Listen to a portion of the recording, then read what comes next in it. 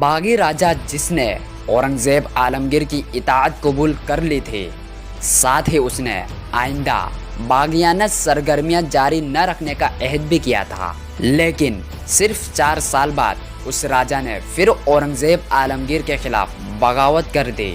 ان 4 سالوں کے دوران راجہ بڑی تیزی اور تنددہی سے اپنے لشکر میں اضافہ کرتا رہا، اپنی عسکری طاقت و قوت میں خوب اضافہ کیا۔ دوسرے اسے یہ بھی خبر ہو چکی تھی کہ میر جملہ اب وفات پا چکے ہیں اور شاید کوئی دوسرا سالار اس پر قابو نہ پا سکے، لہٰذا اس نے اعلانیہ جنگ کی ابتدا کر دی۔ میر جملہ نے اس سے پہلے جو علاقے فتح کیے تھے ان پر بھی قبضہ کر لیا، حتیٰ کہ اس نے گوہاٹی شہر پر بھی قبضہ کر لیا تھا۔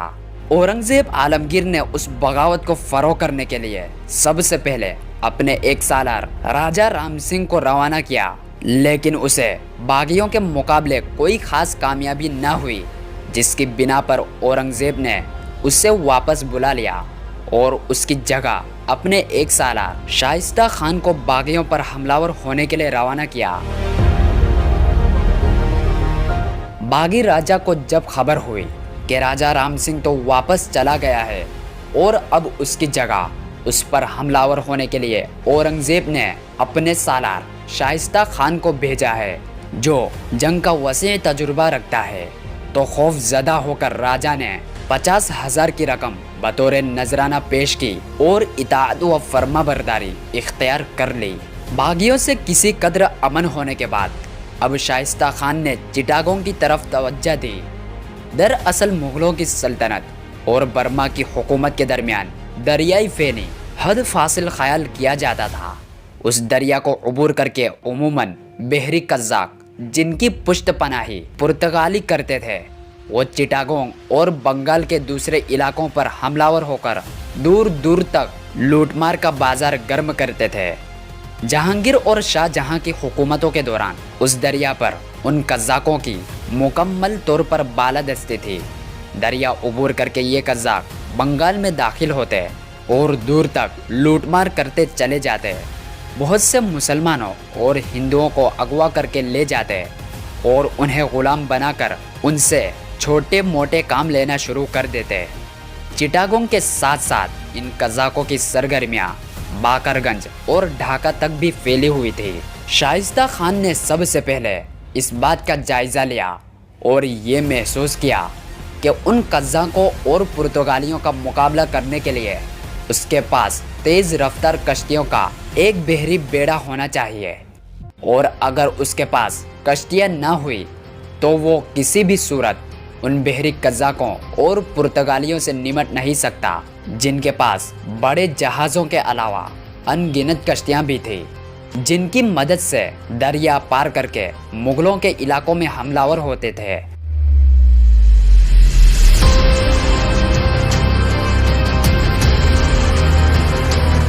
یہ سوچتے ہوئے شائستہ خان نے سب سے پہلے صرف 1 سال کی مدت میں 300 کشتیوں پر مشتمل ایک بحری بیڑا تیار کیا۔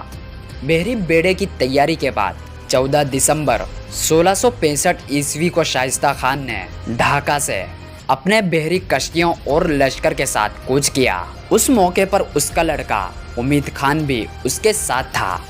خشکی پر لشکر بحری بیڑے کے ساتھ ساتھ راستہ بناتے ہوئے آگے بڑھتا رہا۔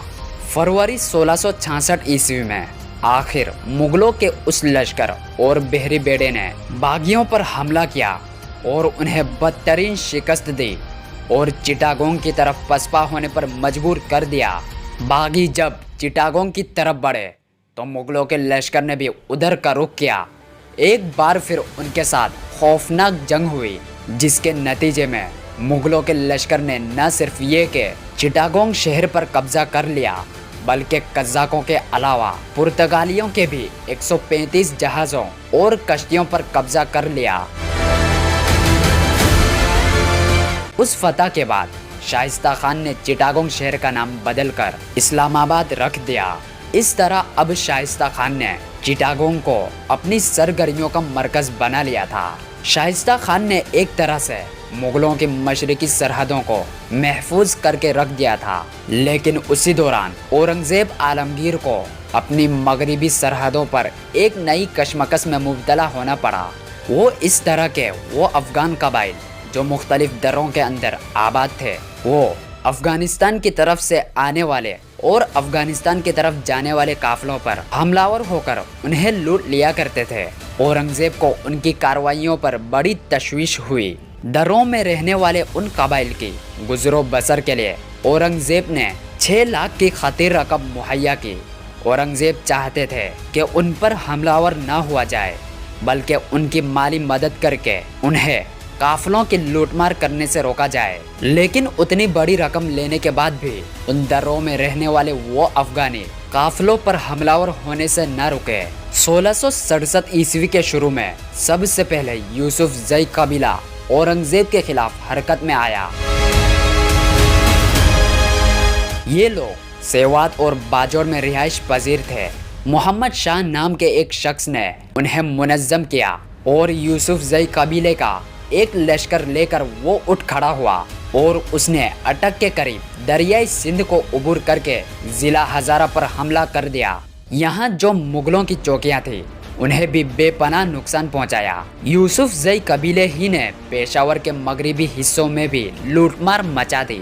वहाँ के मुगल सालार कामिल खान ने भी उन पर काबू पाना चाहा, लेकिन वो ऐसा न कर सका। मई 1667 ईस्वी में मुगल लश्कर को एक सालर शमशीर खान की सरकिर्दगी में दरियाई सिंध उबूर करके यूसुफ जई के इलाकों पर हमलावर होने के लिए रवाना किया गया।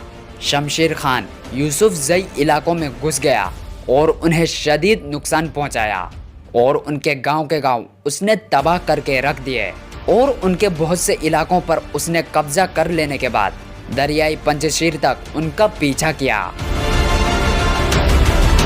सितंबर के महीने में मुगलों की तरफ से अफगानिस्तान के वाली मोहम्मद अमीन खान ने भी एक मुहिम का आगाज किया।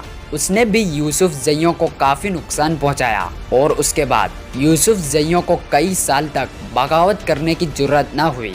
इसके बाद खैबर कबाइल ने 1672 ईस्वी में बगावत शुरू कर दी।